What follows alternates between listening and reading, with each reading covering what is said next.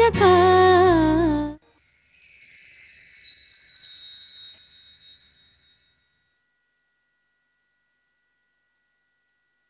Thank you sir. Sir madam check sign ಮಾಡಿ.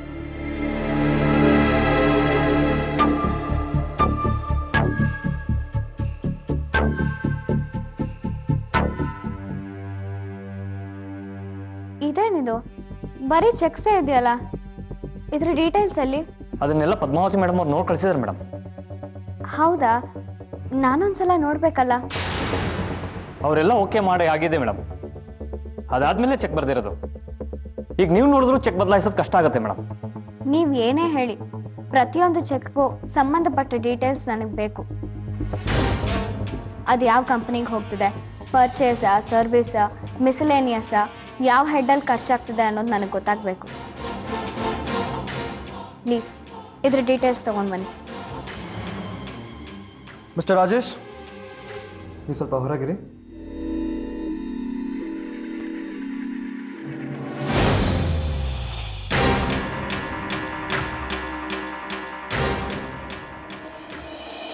ಹೇಯ್, ಎದ್ಬಾರ ಇಲ್ಲಿ. ಏನೇ ಕೇಳಿದೆ ನೀನು ಅವ್ರ ಹತ್ರ? ಡೀಟೇಲ್ಸ್ ತಗೊಂಡು ಬರೋದಕ್ಕೆ ಹೇಳಿದೆ. ಡೀಟೇಲ್ಸ್ ಬೇಕಾ?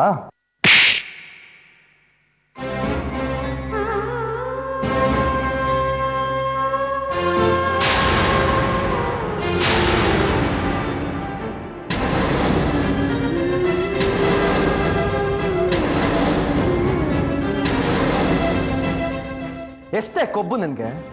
ಅಮ್ಮ ನೋಡಿದ್ರು ಅಂತ ಹೇಳಿದ್ರು ತಾನೆ? ಅದನ್ನೇ ಕ್ರಾಸ್ ಚೆಕ್ ಮಾಡೋ ಅಷ್ಟು ದಿಮಾಕ ನಿನ್ಗೆ? ಅಮ್ಮಗಿಂತ ದೊಡ್ಡೋದಾಗ್ಬಿಟ್ಟಿಯಾ? ನೋಡೋ, ಈ ಕೊಬ್ಬು ದಿಮಾಕನೆಲ್ಲ ನಮ್ಮ ಅಪ್ಪನ ಹತ್ರ ಇಟ್ಕೋ. ಇಲ್ಲಿ ನಾನು ತೋರಿಸಿ ಚೆಕ್ ಸೈನ್ ಮಾಡೋದು ಅಷ್ಟೇ ನಿನ್ ಕೆಲಸ. ರೀ, ನೀವ್ ಏನ್ ಮಾಡಿದ್ರು ಸರಿನೇ.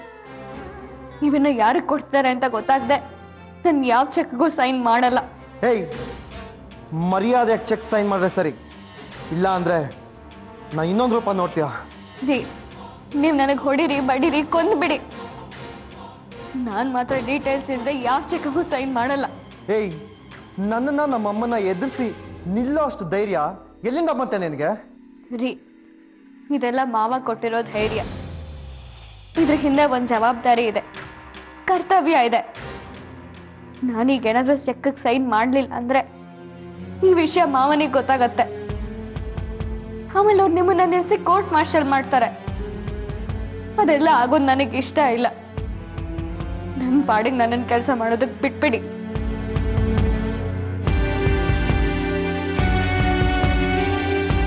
ಹಲೋ ಮಿಸ್ಟರ್ ರಾಜೇಶ್, ಚೆಕ್ಗೆ ಸಂಬಂಧಪಟ್ಟ ಡೀಟೇಲ್ಸ್ನೆಲ್ಲ ತಗೊಂಡು ಬನ್ನಿ. ಏಯ್, ನಮ್ಮನ್ನೇ ಧಿಕ್ಕರ್ಸ್ ಹೋಗ್ತೀಯಾ? ನಮ್ಮಪ್ಪನ ನನ್ನ ವಿರುದ್ಧ ಎತ್ಕಟ್ಟಿ ಇಲ್ಲಿ ಪವರ್ಗೆ ಮಾಡ್ತೀಯಾ? ನೋಡು, ಇದು ತುಂಬಾ ದಿವಸ ನಡೀತಾ ಅಂತ ಅನ್ಕೋಬೇಡ. ನಾನು ಮನ್ಸು ಮಾಡಿದ್ರೆ ಏನ್ ಬೇಕಾದ್ರೂ ಮಾಡ್ತೀನಿ. Excuse me sir.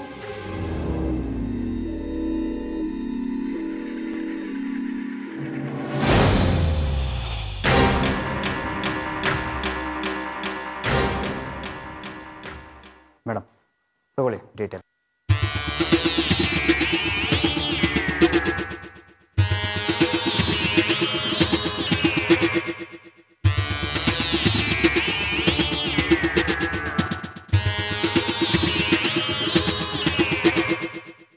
ಸರಿ, ಇದನ್ನ ಇಟ್ಕೊಳ್ಳಿ.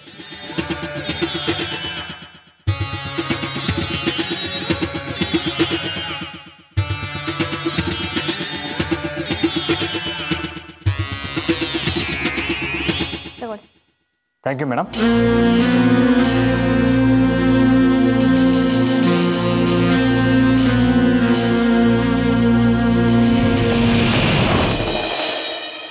ನೋಡಿ, ನಿಮ್ಮ ಹೆಂಡತಿಯಾಗಿ ನೀವೇನ್ ಹೇಳಿದ್ರು ನಾನು ಅದನ್ನ ಮಾಡ್ತೀನಿ. ಆದ್ರೆ ಇದು ನಿಮಗೆ ಹೆದರ್ಕೊಂಡು ಮಾಡೋ ಕೆಲಸ ಅಲ್ಲ. ನಿಮ್ ವಿರುದ್ಧ, ಅತ್ತೆ ವಿರುದ್ಧ ಪವರ್ಗೆ ಮಾಡೋಷ್ಟು ದೊಡ್ಡೋಳಲ್ಲ ನಾನು. ಅಗ್ರಿಮೆಂಟ್ ಪ್ರಕಾರ ನಿಮ್ ಡ್ರೈವರ್, ಕುಕ್, ಅದೇ ತರ ನಾನು ಕೆಲಸದವಳಷ್ಟೆ. ಮಾವನ್ ಮುಂದೆ ನಿಂತ್ಕೊಂಡು ಅವ್ರ ಅವ್ರು ಕೇಳೋ ಪ್ರಶ್ನೆಗಳಿಗೆಲ್ಲ ಉತ್ತರ ಹೇಳ್ಬೇಕಾಗತ್ತೆ. ನಿನ್ನೆ ತರ ತಲೆ ತಗ್ಸೋ ಪ್ರಸಂಗ ಬರಬಾರ್ದು. ಇದರಿಂದ ನಿಮಗೆ ಬೇಜಾರಾಗಿದ್ರೆ ದಯವಿಟ್ಟು ನನ್ನ ಕ್ಷಮಿಸ್ಬಿಡಿ.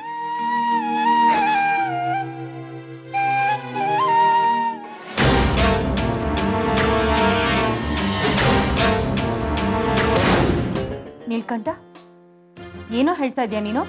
ಹೂನಕ್ಕ, ಆ ಮುತ್ತುನ ಹೆಸರು ಹೇಳ್ತಿದ್ದಾಗೆ ಆ ಮೋಹನ್ ರಾಮು ತಾನೇ ರುದ್ರಮೂರ್ತಿ ಆಗ್ಬಿಟ್ಟ. ಏನ್ ಹೇಳಕ್ಕೂ ಬಿಡ್ಲಿಲ್ಲ. ಅವನು ರೌದ್ರ ಅವತಾರ ನೋಡಿ ನಾನೇ ತರ ಅಂತ ನಡ್ಗೋಗ್ಬಿಟ್ಟೆ. ಇನ್ನೊಂದ್ ನಿಮಿಷ ನಾನು ಅಲ್ಲೇ ನಿಂತಿದ್ದಿದ್ರೆ ನನ್ನನ್ನ ಕುತ್ಕೆ ಹಿಡಿದು ಆಚೆ ನೂಗ್ಬಿಡ್ತಿದ್ದ. ಅಷ್ಟೊಂದು ವೇಷನ ಅವ್ರಿಗೆ ದೊಡ್ಡಪ್ಪನ್ ಕಂಡ್ರೆ? ಅಯ್ಯೋ, ಅದು ಬರೀ ದ್ವೇಷ ಅಲ್ಲ ಕಣೆ, ಆ ಜನ್ಮ ವೈರತ್ವ ಅನ್ಸುತ್ತೆ. ಹೆಂಡತಿ ನೋಡಿದ್ರೆ ಇವ್ರ ಜೊತೆ ಕದ್ದು ಮುಚ್ಚಿ ಮಾತಾಡ್ತಾಳೆ, ಗಂಡ ಇವ್ರ ಹೆಸರು ಕೇಳಿದ್ರೇನೆ ಎಗ್ರು ಬೀಳ್ತಾನೆ ಅಂತ ಹೇಳ್ತಾ ಇದೀವಿ. ಇದು ಹೇಗೋ ಸಾಧ್ಯ? ಬಿಸ್ನೆಸ್ ರೈವಲ್ಸ್ ಏನಾದ್ರು ಇರ್ಬೋದಾ? ಅದೇಗೆ ಸಾಧ್ಯ? ಬಿಸ್ನೆಸ್ ರೈವಲ್ಸ್ ಆಗಿದ್ದಿದ್ರೆ ಗಂಡನ ಧೋರಣೆ ಏನಿರ್ತಿತ್ತೋ ಹೆಂಡತಿದ್ದು ಅದೇ ಆಗಿರ್ತಿತ್ತು. ಆ ಎಮ್ಮ ಹೇಗೆ ಇವ್ರ ಹತ್ರ ಕದ್ದು ಮುಚ್ಚಿ ಮಾತಾಡಕ್ಕಾಗುತ್ತೆ? ಹಾಗಾದ್ರೆ ದೊಡ್ಡಪ್ಪಂಗೂ ಆ ಹೆಂಗ್ಸ್ಗೂ ಏನಾದ್ರು ಸಂಬಂಧ ಇರ್ಬೋದೇನೋ? ಆ ಎಮ್ಮನು ಬೆಂಗಳೂರಲ್ಲಿದ್ದಾಳೆ, ನಾವು ಬೆಂಗಳೂರಲ್ಲಿದ್ದೀವಿ. ಈ ತರ ಸಂಬಂಧ ಇದ್ದಿದ್ರೆ ಇಷ್ಟು ದಿವಸದಲ್ಲಿ ಯಾವತ್ತಾದ್ರೂ ಒಂದ್ ದಿವಸ ನಮಗೆ ಗೊತ್ತಾಗ್ತಿತ್ತಲ್ವಾ? ಅದು ನಿಜಾನೇ. ಇವ್ರ ಮರ್ಮ ಏನು ಅಂತಾನೆ ಗೊತ್ತಾಗ್ತಿಲ್ವಲ್ಲ. ನೋಡಿ, ಸುಮ್ಮನೆ ಊಹೆ ಮಾಡ್ಕೊಂಡು ತಲೆ ಕೆಡ್ಸ್ಕೊಳ್ಳೋದು ಬೇಡ. ಅವರಿಬ್ರ ಮಧ್ಯೆ ಏನೋ ಸಂಬಂಧ ರಹಸ್ಯ ಇದೆ. ಅದು ಎಕ್ಸ್ಪ್ಲೋರ್ಡ್ ಆದ್ರೆ ಆ ಮೀನಾಕ್ಷಿ ಸಂಸಾರ, ಪಾವನ್ ಮರ್ಯಾದೆ ಎರಡು ಡಮಾರ್ ಆಗುತ್ತೆ. ಇದು ಹೂ ಅನ್ನಕ್ಕ. ಆ ಮೀನಾಕ್ಷಿ ಮನೆನ ಹುಡುಕಿ ಇವರಿಬ್ರ ಮಧ್ಯೆ ಏನ್ ರಹಸ್ಯ ಇದೆ ಅಂತ ನಾನು ಬಾಯ್ ಬಿಡಿಸ್ತೀನಿ. ಏ ದಡ್ಡ, ಹಾಗೇನಾರು ಮಾಡಿಯ ಬಾಂಬು ಸಿಡಿಬಾರ್ದು. ಸಿಡಿಯುತ್ತೇನೋ ಹೆದರಿಕೆಲ್ಲ ಅವ್ರಿರ್ಬೇಕು. ಆಗ್ಲೇ ಅವರಿಂದ ನಾವು ಮ್ಯಾಕ್ಸಿಮಮ್ ಬೆನಿಫಿಟ್ ತಗೊಳ್ಳೋದಕ್ಕೆ ಸಾಧ್ಯ. ಮೊದ್ಲು ಅವರಿಬ್ರು ಮಧ್ಯೆ ಏನ್ ಸಂಬಂಧ ಇದೆ ಅಂತ ತಿಳ್ಕೊ. ಆದ್ರೆ ಹೇಗೆ ಅಂತ ಅಕ್ಕ? ಅವರಿಬ್ರು ಮಾತಾಡುವಾಗ ಕದ್ದು ಕೇಳಕ್ಕಾಗಲ್ವಲ್ಲ. ದೇವಸ್ಥಾನದ ಮುಂದೆ ಭಿಕ್ಷಕಂತರ ವೇಷ ಮರೆಸ್ಕೊಂಡು ಕುತ್ಕೊಳ್ಳಿ. ಅವಾಗ ಅವ್ರೇನ್ ಮಾತಾಡ್ತಾರೆ, ಅವ್ರಿಬ್ರ ನಡುವೆ ಏನ್ ಸಂಬಂಧ ಇದೆ ಅಂತ ನಿಮಗ ಅವಾಗ ಗೊತ್ತಾಗತ್ತೆ. ಏನೇ ಮುಂದೆ ಅಮ್ಮ ತಾಯಿ ಅಂತ ದೇವಸ್ಥಾನದ ಮುಂದೆ ಅಲ್ಯೂಮಿನಿಯಂ ತಟ್ಟೆ ಹಿಡ್ಕೊಂಡು ಕೂತ್ಕೊಳ್ಳೋದಕ್ಕೆ ಈಗ್ಲೇ ರಿಹರ್ಸಲ್ಲ? ಸಾಕು, ನಿಲ್ಸಿ. ತಮಾಷೆ ಮಾಡಿದ್ ಸಾಕು.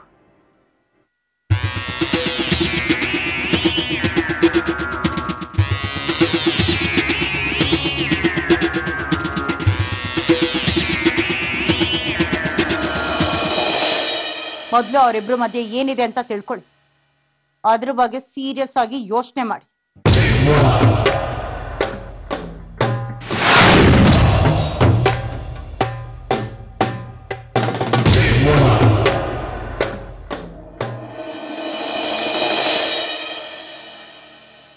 ಮೀನಾಕ್ಷಿ, ಮೀನಾಕ್ಷಿ, ಮೀನಾಕ್ಷಿ, ಮೀನಾಕ್ಷಿ! ಏನ್ ಮೋಹನ್? ಏನು ನಮ್ಮ ಮಧ್ಯೆ ಸಣ್ಣ ಡಿಫರೆನ್ಸ್ ಬಂದಿದೆ ಅನ್ನೋ ಕಾರಣಕ್ಕೆ ನಿನಗೆ ಮತ್ತೆ ತವರು ಮನೆ ವ್ಯಾಮೋಹ ಶುರು ಆಗೋಯ್ತಾ?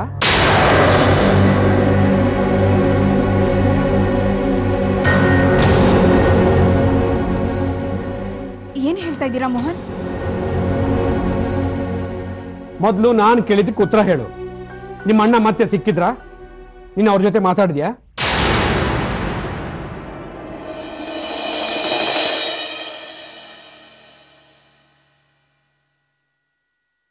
ಇಲ್ಲ ಮೋಹನ್. ಹೌದು, ಅವತ್ತು ಅವ್ರನ್ನ ನೀನು ನೋಡಿದೆ ಅಂತ ಹೇಳಿದ್ಯಲ್ಲ, ಅವ್ರು ನಿನ್ನ ನೋಡಿದ್ರಾ? ನನ್ಗೇನ್ ಗೊತ್ತು? ಮೀನಾಕ್ಷಿ, ಇತ್ತೀಚೆಗೆ ನೀನು ತುಂಬಾ ಸುಳ್ಳು ಹೇಳ್ತಾ ಇದೀಯ. ನಿನಗೆಲ್ಲ ಗೊತ್ತಿದೆ. ಅವ್ರು ಸಿಕ್ಕಿದ್ದಾರೆ, ನೀನು ಅವ್ರ ಜೊತೆ ಮಾತಾಡಿದ್ಯಾ? ಇಲ್ಲ ಮೋಹನ್, ಖಂಡಿತ ನಾನು ಅವ್ರ ಜೊತೆ ಮಾತಾಡಿಲ್ಲ. ಅಲ್ಲ, ನೀನು ಅವ್ರಿಗೆ ಹೇಳ್ದೇನೆ ಅವ್ರಿಗೆ ನಮ್ಮ ಬಗ್ಗೆ ಹೇಗೆ ಗೊತ್ತಾಗತ್ತೆ? ಈಗೇನ್ ಗೊತ್ತಾಗಿದೆ ಮೋಹನ್? ನೋಡು, ಇವತ್ತು ಆಫೀಸ್ಗೆ ಅದ್ಯಾರೋ ನೀಲ್ಕಂಠ ಅನ್ನೋನ್ನ ಸಂಧಾನಕ್ಕೆ ಕಳಿಸಿದ್ರು.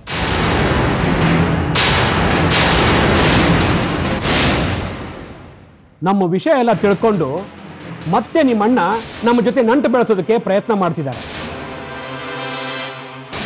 ಆ ರ್ಯಾಸ್ಕಲ್ ನಿನ್ ಜೊತೆಗೆ ಅವ್ರ ಹೆಸರು ಹೇಳಿದಾಗ ನನ್ನ ಮೈ ಎಲ್ಲ ಉರ್ದೋಯ್ತು.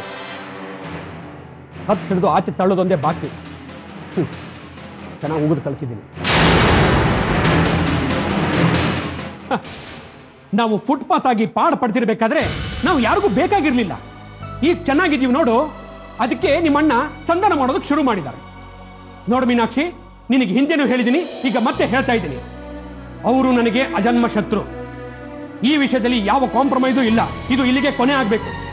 ನೀನು ಮತ್ತೆ ಅವ್ರನ್ನ ಮಾತಾಡ್ಸೋದಾಗ್ಲಿ, ನೋಡೋದಾಗ್ಲಿ, ಅವ್ರ ಜೊತೆ ಸಂಬಂಧ ಬೆಳೆಸೋದಾಗ್ಲಿ ಏನಾದ್ರೂ ಮಾಡಿದ್ರೆ ನನ್ನ ಸಂಬಂಧ ಮುಗಿದೋಗತ್ತೆ. ಇದನ್ನ ಜ್ಞಾಪಕ ಇಟ್ಕೋ. ಡ್ಯಾಡ್, ಇಷ್ಟು ಸಣ್ಣ ವಿಷಯಕ್ಕೆ ಯಾಕೆ ಇಷ್ಟು ಸೀರಿಯಸ್ ಆಗ್ತಿದ್ದೀರಿ? ಇದು ಸಣ್ಣ ವಿಷಯ ಅಲ್ಲ, ನಿನಗೆ ಇವೆಲ್ಲ ಗೊತ್ತಾಗಲ್ಲ, ತಲೆ ಹೋಗುವಂತ ವಿಷಯ ಅಲ್ಲ. ಇಷ್ಟು ದಿವಸ ನಂಗೊಬ್ರು ಮಾವ ಇದಾರೆ ಅಂತ ನೀವಿಬ್ರು ಯಾಕೆ ನನ್ಗೆ ಹೇಳಿಲ್ಲ?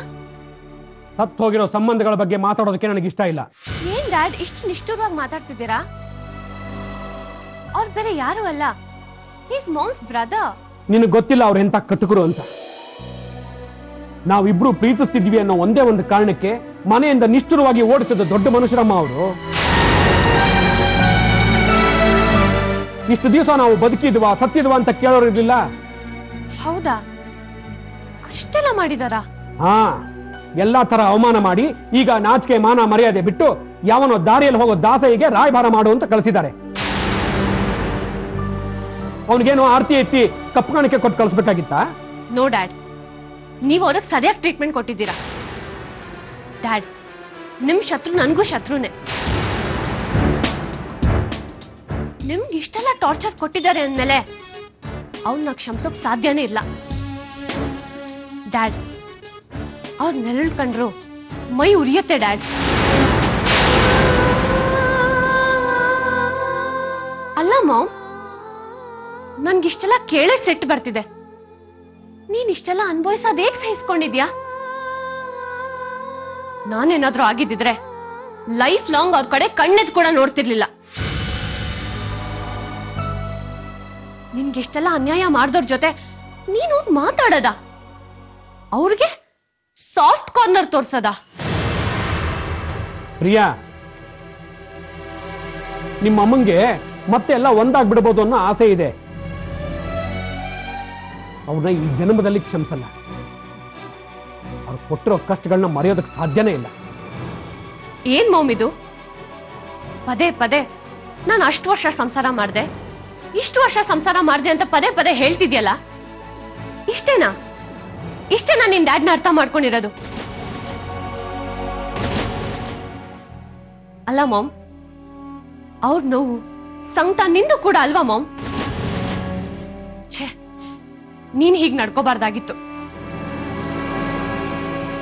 ಅಲ್ಲ, ಯಾವಾಗ್ಲೂ ಡ್ಯಾಡ್ಗೆ ಇಷ್ಟ ಆಗದೆ ಇರೋದ್ನೇ ಯಾಕೆ ಮಾಡ್ತೀಯಾ? ಆ ಕನ್ಕನ್ ವಿಷಯದಲ್ಲೂ ಹೀಗೆ ಮಾಡ್ದೆ, ಈಗ ನಿಮ್ ಅಣ್ಣನ ವಿಷಯದಲ್ಲೂ ಹೀಗೆ ಮಾಡ್ತಿದ್ಯಾ?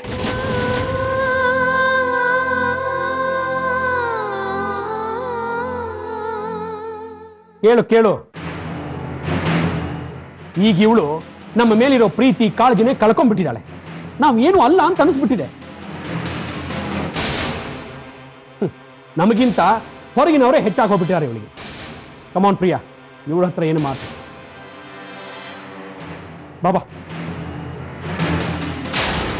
ಏನೇ ಪ್ರಿಯಾ, ನಿಮ್ಮ ಅಪ್ಪನ ಮುಂದೆ ನಾಟಕ ಆಡ್ತೀಯಾ? ಆಡು ಆಡು.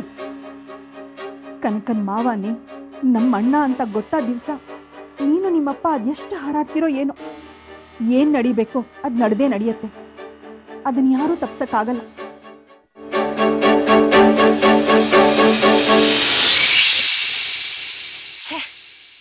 ಇಷ್ಟೊತ್ತಾಯ್ತು ಇನ್ನೂ ಬಂದಿಲ್ವಲ್ಲ ಇವನು. ನಾನು ಸರಿಯಾಗಿದ್ದೀನಿ. ನನ್ಗಿಷ್ಟೊಂದು ಕಾಂಟ್ಯಾಕ್ಟ್ಗಳಿದ್ದೆ, ಕನ್ಕನ್ ಅಡ್ರೆಸ್ ತಿಳ್ಕೊಳಕ್ ಆಗ್ಲಿಲ್ಲ. ಅಂಥದ್ರಲ್ಲಿ ಅವನು ಹುಡ್ಕೊಂಬರ್ತಾನ.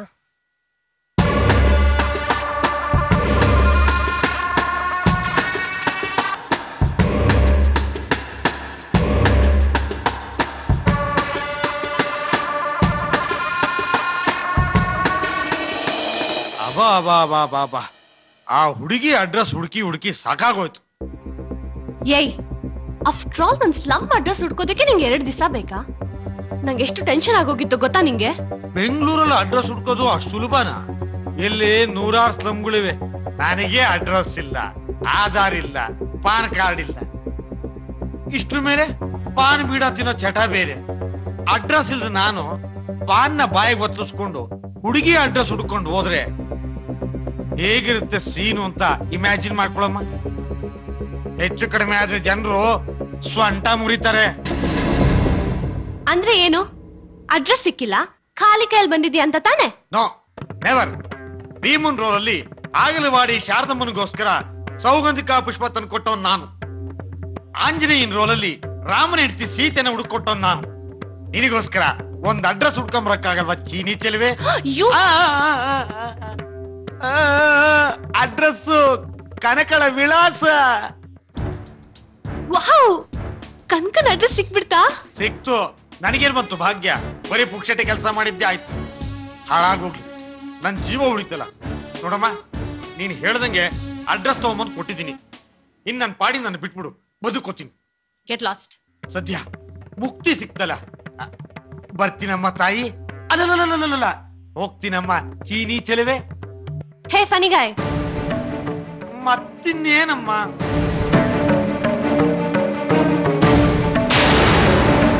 ತಗೋ, ನಂಗೆ ಯಾರ ಹತ್ರನೂ ಪುಕ್ಸಟ್ಟೆ ಕೆಲಸ ಮಾಡಿಸ್ಕೊಂಡು ರೂಢಿ ಇಲ್ಲ.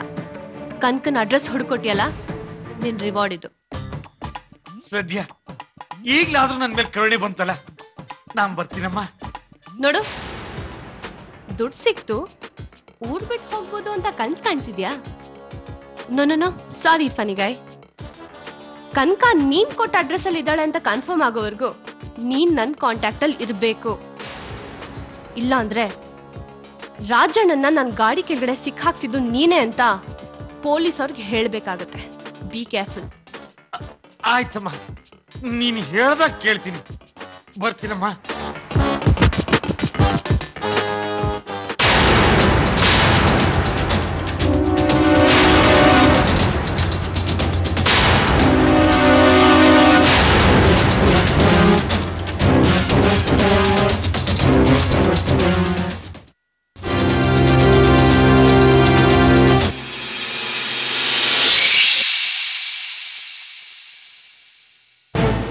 ಮೀನಾಕ್ಷಿ, ಏನಮ್ಮ, ಏನೋ ಅರ್ಜೆಂಟ್ ಆಗಿ ಬರ್ಬೇಕು ಅಂತ ಫೋನ್ ಮಾಡಿದ್ದೆ. ಏನಾದ್ರೂ ಪ್ರಾಬ್ಲಮ್ಮಾ? ಅಲ್ಲ ಅಣ್ಣ, ಇಷ್ಟೆಲ್ಲ ಪ್ರಾಬ್ಲಮ್ ಮಾಡ್ಬಿಟ್ಟು ಏನಾದ್ರೂ ಪ್ರಾಬ್ಲಮ್ ಅಂತ ಬೇರೆ ಕೇಳ್ತೀಯಲ್ಲ ನೀನು. ಯಾಕಣ್ಣ ಹೀಗ್ ಮಾಡ್ದೆ? ನಾನ್ ಚೆನ್ನಾಗಿರೋದು ನಿನ್ಗೆ ಇಷ್ಟ ಇಲ್ವಾ? ನೀ ನನಗ್ ಸಿಕ್ಕಿದ್ಯಾ ಅಂತ ನಾನು ಎಷ್ಟು ಸಂತೋಷವಾಗಿದೆ. ಈಗೆಲ್ಲ ಹಾಳಾಗೋಯ್ತು. ಅಯ್ಯಯ್ಯೋ, ಯಾಕಮ್ಮ ಈಗ ಆಡ್ತಾ ಇದೀಯಾ? ನಾನೇ ನಮ್ಮ ತಪ್ಪು ಮಾಡ್ದೆ.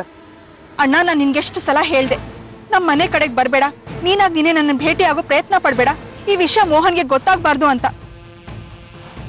ಆದ್ರೂ ನೀನು ಅದ್ ಯಾರನ್ನು ಆಫೀಸ್ ಕಡೆ ಕಳ್ಸೋ ಅವಶ್ಯಕತೆ ಏನಿತ್ತು ಅಣ್ಣ? ನಾನು ಯಾರು ನಮ್ಮ ಆಫೀಸ್ ಹತ್ರ ಕಳಿಸ್ದೆ? ಅಲ್ಲ, ನಾನು ಯಾಕೆ ಕಳಿಸ್ಲಿ? ನೀನು ಒಂದಿದ್ರೆ ನಾನೇ ಬರ್ತಿದ್ದಲ್ಲ ಆಫೀಸ್ ಹತ್ರ. ಯಾರೋ ನೀಲ್ಕಂಠ ಅಂತೆ. ಅಣ್ಣ, ನೀನ್ ಕಳಿಸ್ದೆ ಅವನ್ಗೆ ನಮ್ಮ ಆಫೀಸ್ ಅಡ್ರೆಸ್ ಹೇಗ್ ಗೊತ್ತಾಗ್ಬೇಕು? ಏನೋ ಅವನು ಆಫೀಸ್ ಹತ್ರ ಬಂದಿದ್ದ? ಹೌದು ಅಣ್ಣ, ಆಫೀಸಿಗೆ ಹೋಗಿ ಮೋಹನ್ ಹತ್ರ ನಮ್ ವಿಷಯನ ಮಾತಾಡಿದಾನೆ. ಮೋಹನ್ ಅಂತೂ ಬೆಂಕಿ ಹಾಗೆ ಉರಿತಾ ಮನೆಗ್ ಬಂದ್ರು. ನೀನ್ ನಿಮ್ಮ ಅಣ್ಣನ್ ಭೇಟಿ ಮಾಡ್ದ್ಯಾ? ಅವನ ಜೊತೆ ಮಾತಾಡ್ದ್ಯಾ? ನಿಮ್ಮಣ್ಣ ಈಗ ಯಾರನ್ನೋ ಕಳಿಸ್ಬಿಟ್ರೆ ನಾನ್ ಕರ್ಗೋಗ್ತೀನಾ? ಹಳೆದನ್ನೆಲ್ಲ ಮರೆಯಕ್ ಅಷ್ಟು ಸುಲಭವಾಗಿ ಸಾಧ್ಯನಾ? ಏನೇ ಆದ್ರೂ ಜನ್ಮ ಪೂರ್ತಿ ಅವ್ನು ನನ್ನ ಶತ್ರುನೇ. ನೀನ್ ಅವನ ಜೊತೆ ಮತ್ತೆ ಇನ್ನೇನಾದ್ರೂ ಸಂಬಂಧ ಬೆಳ್ಸಕ್ ಶುರು ಮಾಡಿದ್ರೆ ನಿನ್ ಪಾಲಿಗೆ ನಾನು ಸತ್ತ ಹಾಗೆ ಅಂತ ಕೂಗಾಡಿದ್ರು. ಅಷ್ಟೇ ಅಲ್ಲ ಅಣ್ಣ, ಇಷ್ಟು ವರ್ಷ ನಾವು ಮುಚ್ಚಿಟ್ಟಿದ್ ಸತ್ಯ ಈಗ ಪ್ರಿಯನ್ಗೆ ಗೊತ್ತಾಗ್ಬಿಟ್ಟಿದೆ. ಅವಳಂತೂ ಪೂರ್ತಿಯಾಗಿ ನನ್ನ ವಿರುದ್ಧ ಆಗ್ಬಿಟ್ಟಿದ್ದಾಳೆ. ನನ್ ಕಡೆಯಿಂದ ಏನಾದ್ರೂ ವೀಕ್ನೆಸ್ ಸಿಗುತ್ತಾ ಅಂತಾನೆ ಕಾಯ್ತಿರ್ತಾಳೆ. ಅವಳ ಕುಹಕ ವ್ಯಂಗ್ಯ ಬೇರೆ. ಮೋಹನ್ ಎದುರಿಗೇನೆ ಚುಚ್ಚು ಮಾತಾಡ್ತಾಳೆ. ತನ್ನ ಹಿಂದೆ ಗೂಢಾಚಾರಿಕೆ ಮಾಡೋದನ್ನು ಶುರು ಮಾಡಿದಾಳೆ. ಈಗ ನೀಲ್ಕಂಠನೂ ಹುಡುಕಕ್ ಶುರು ಮಾಡ್ತಾಳೆ. ಅಣ್ಣ, ಯಾರಣ್ಣ ಅವನು? ಯಾಕೆ ಕಳಿಸ್ದೆ ಅವನ್ನ?